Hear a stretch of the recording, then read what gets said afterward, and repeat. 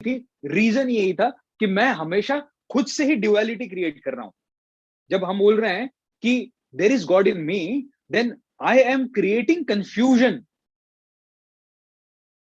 In my own blessings. मैं अपनी खुद की ब्लेसिंग्स के अंदर में क्या कर रहा हूं?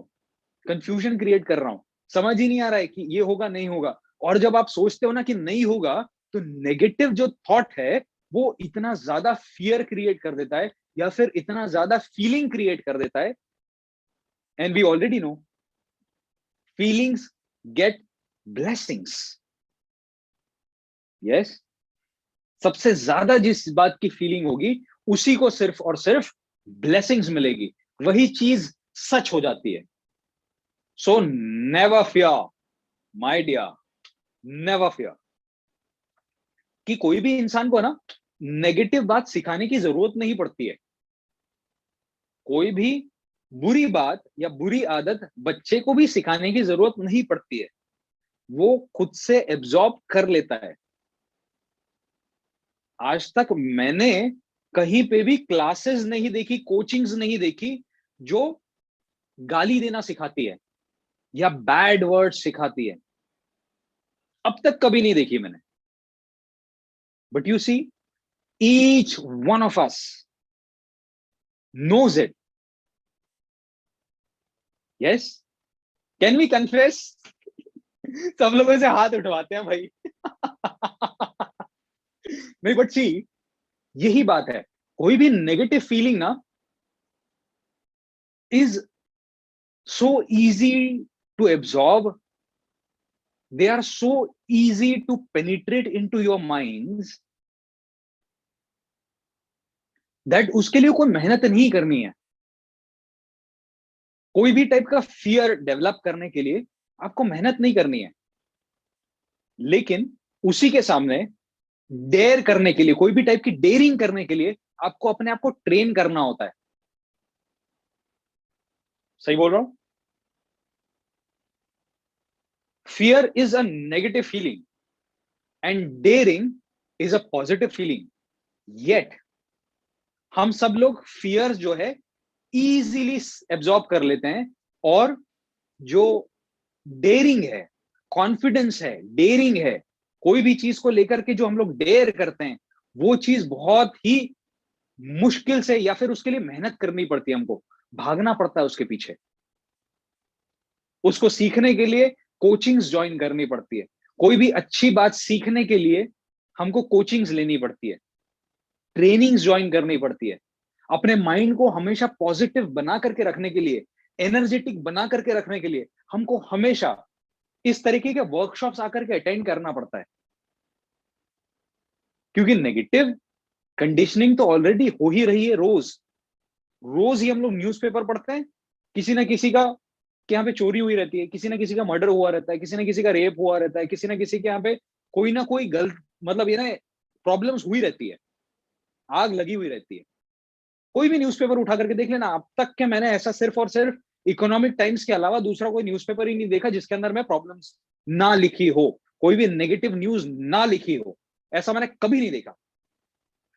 न्यूज चैनल्स में इसलिए सिर्फ और सिर्फ सीएनबीसी, जहां पे मेरे को सिर्फ और सिर्फ स्टॉक्स और बॉन्ड्स के बारे में इंफॉर्मेशन मिलती है, या फिर मेरे को कंपनीज में क्या चीज हो रही है, बस उतनी इंफॉर्मेशन लेकर के मैं शट डाउन कर देता हूं अपना टीवी टेलीविजन। रोज न्यूज चैनल्स देखता ही नहीं हूं।